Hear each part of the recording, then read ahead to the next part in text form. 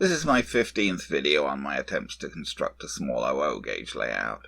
See part 1 for my reasons for doing this and my lengthy series on my N gauge railway modelling for more interesting stuff with trains running, etc. This part deals with another build from a Metcalfe card kit, PO267 Town End Cottage.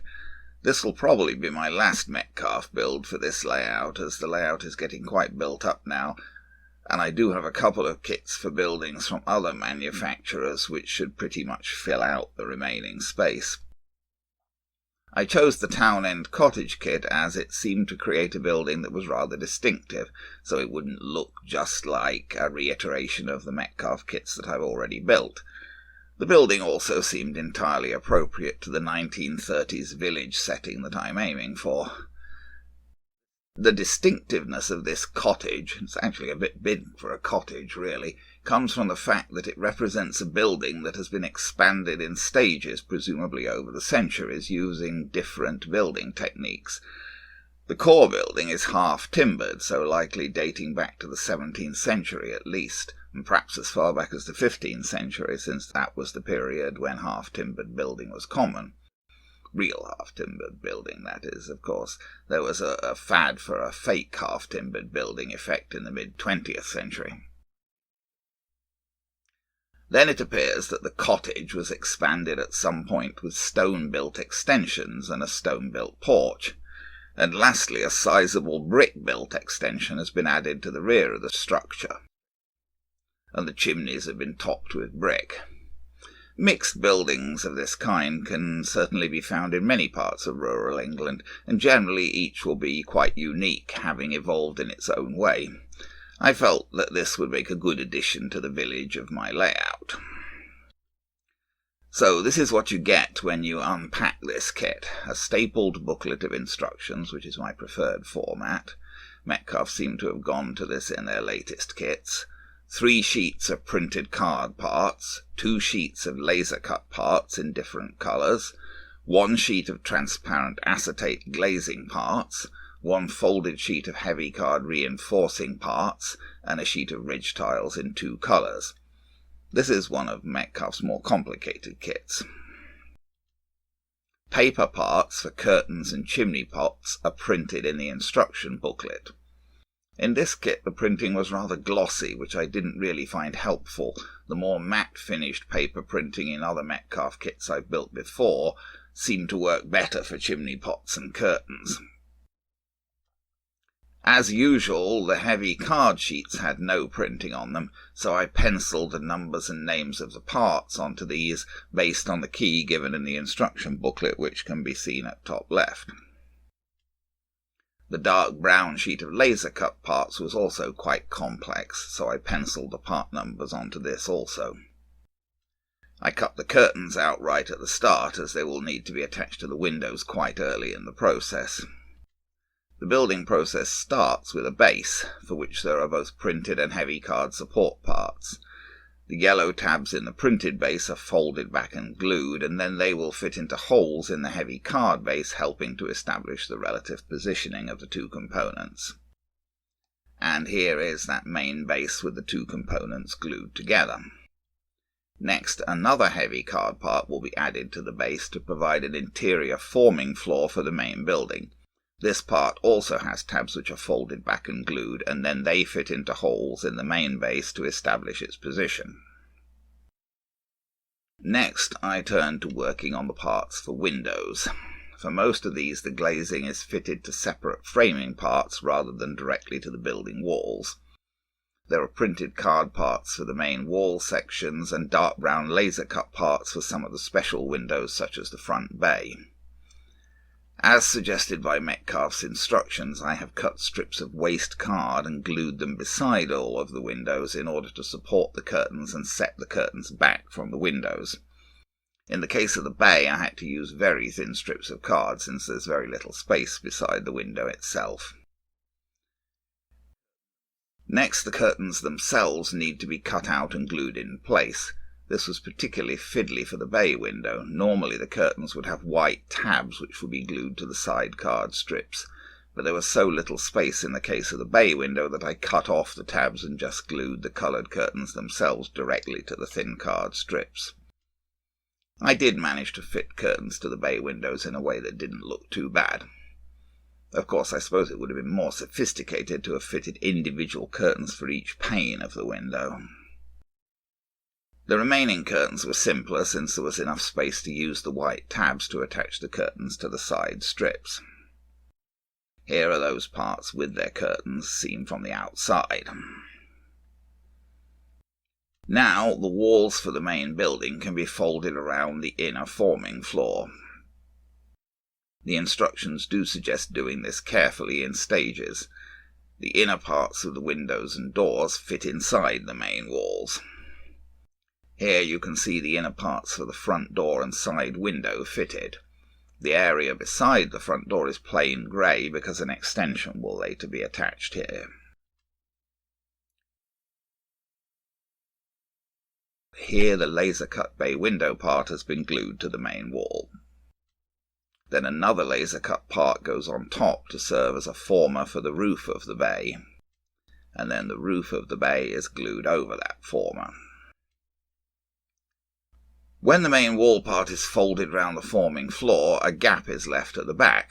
A part is then made to fit into this gap by folding over and gluing a large tab on the printed part.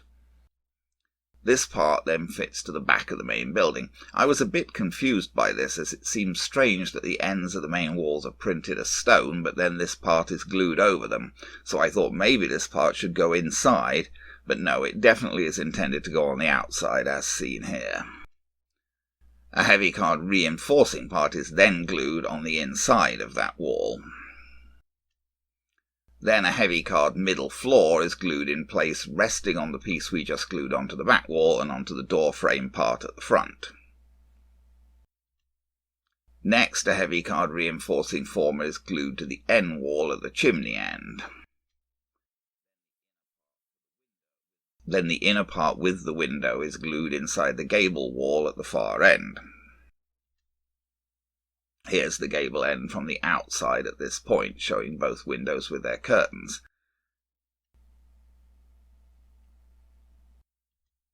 Now a double thickness heavy card part is folded to make a centre former for the roof. All of these heavy card parts make for a building which is very solidly formed and quite heavy. That roof former is glued in place, with its lower tab fitting into the hole in the upper floor. Next, some extremely fiddly assembly needs to be done with laser-cut parts. These are the parts for the upper bay windows as they come from the laser-cut sheet. These parts need to be carefully folded. They are well pre-scored for this folding. The lower parts will make the actual framing of the windows, and these will fit into the centre parts which serve as the main frames for the bays. The top parts are roof formers which will go on top. The window frame parts need to be fitted into the bay frame parts with a series of little tabs snapping into place and interlocking. This is quite fiddly to do for sure, but the parts are well made and they do fit together precisely. Once the window frame parts are in place in the bays, the glazing parts need to be scored and folded and then fitted inside the window frames. You can see one of these from the inside on the right and the effect from the outside on the left. Then these assembled upper bays are pushed through the gaps in the front wall from the inside and glued in place, and the roof formers are then glued on top of them. Finally, the printed card roofs for the upper bays are glued in place over those formers. Next, parts for the front extension and porch are collected. The heavy card former for the side wall of the porch is folded in two and then glued over the printed part, which makes the interior of the alcove. Then that assembly is glued inside the walls of the front extension. This whole assembly then folds around the front of the base, forming the extension, with an alcove beside the front door. A laser-cut base is then glued to the bottom of this alcove, making an alcove seat. The front window for this extension, which was made up previously, is now glued in place. Next, we need to make up the wall for the other side of the porch. There are 2 printed parts for the interior of this. Each of these parts is folded in 2 and glued. Then the 2 folded parts are glued together, making a door with a frame. Then the outer part of this wall is folded and glued around the inner part with the door. This whole thick assembly is then glued to the side of the porch. You might wonder, as I did, why there should be a door in the side of the porch. This will provide access to the front yard after the yard walls are in place. Now the roof of the front extension and the porch can be glued in place. Next we turn to the rear brick-built extension. The outer wall for this folds around the base and is glued in place, connecting to the main building, allowing the doorstep to protrude. Then there is an interior section for the back wall of this extension with windows and doors, which was made up when doing the windows and curtains at the start. This is then glued in place along the whole length of the inside of this wall. Next, a heavy card former is glued to the end of the main building to support the side extension. The outer walls for the side extension are then glued around the base with their ends fitted up against the former that was just attached. Now a heavy card former is glued to the other end of this extension and the previously assembled window is glued in place. There is another small brick extension that goes into the back corner. This is made from a printed part with an angled heavy card former. The heavy card former is glued to the end of the main rear extension, and then the walls for the small extension are glued around the base and to the side of this former. Finally, an interior part with a window is glued inside the wall of this small extension. All of the main parts of the building are now in place. There are small stone parts to finish the front walls around the bay window area. These parts glue on, making a stone base to this section of wall and a stone section at the side where the wall joins the side extension. Multiple heavy card forming pieces are glued into stacks to make the interior formers for the chimneys. Then the printed chimney parts are folded around the tops of these formers and glued, and parts are glued together to make the step chimney capping stones. The roof of the small rear side extension is glued on. Then the roof of the main side extension is glued on with one of the chimney stacks inserted into its end. Next, the roof of the main back extension is glued in place. And finally, the main roof is glued in place also with a chimney stack at its end. Unfortunately, I was unable to avoid gaps between the chimney stacks and the roofs. I wasn't quite sure what to do about this, but since the gaps were so obvious, I resorted to using pieces of grey ridge tiling at the bases of the chimney stacks to cover the gaps. Not an ideal solution, but better than just having a big gap showing. Laser-cut formers are glued to the main roof behind the front gables. These are intended to help support the roofs of the gables, although I didn't find that they really served this purpose at all well. The roofs of the gables go on and need to be connected neatly to the gable walls and also to the main roof. I found this tricky to get right, and I didn't really find that the laser-cut formers helped. One more component that needs to go onto the building is the exterior chimney. This is made up in a quite complicated way from multiple laser-cut and printed parts. The second sheet of laser-cut parts is devoted entirely to this chimney. First, 2 laser-cut parts are glued together to make the centre of the chimney former. Then 2 more laser-cut parts are glued on, locking over the tabs on the sides of the first part. Then a rectangular laser-cut part glues over the lower front of the assembly. Now, the printed part for the lower section of the exterior chimney needs to be folded, and its folds need to be coloured. This printed part then folds around the lower section of the assembled laser-cut former. Now, another printed part for the upper section is folded and coloured. The back section of this part is cut off at an angle, as it will fit up against the main roof. That part now wraps around the upper section of the laser-cut chimney former, with its angled section at the back. Now more laser-cut parts make a former for another section of chimney to go on top. First, 3 rectangular pieces are glued into a block. Then the pieces with legs are glued onto the side. I had a bit of a problem with this, as the legs are thin and so quite fragile, and I bent 2 of them whilst trying to get all of these parts lined up. Still, I was able to reinforce the legs with a bit of glue and get things to work. An outer printed brick piece now folds around this top former, and then the top part is glued to the main chimney with the legs of the former going down inside. Mine may not be entirely straight due to the problems I had with the legs bending. Next, there are laser cut parts for coping stones at the top of the chimney sections. These coping stone parts are glued into place all around the base of the top section, so that piece needs to be slid down from the top and round 3 sides of the middle section. There are stepped capstones for the tops of all of the chimneys, including the exterior one. The exterior chimney is glued in place on the end of the main building, with the sloped section of the chimney's back wall fitting up against the slope of the main roof as the chimney goes through the recess in the end of this roof. There are walls for the front yard. These are made up from printed pieces with heavy card pieces sandwiched inside.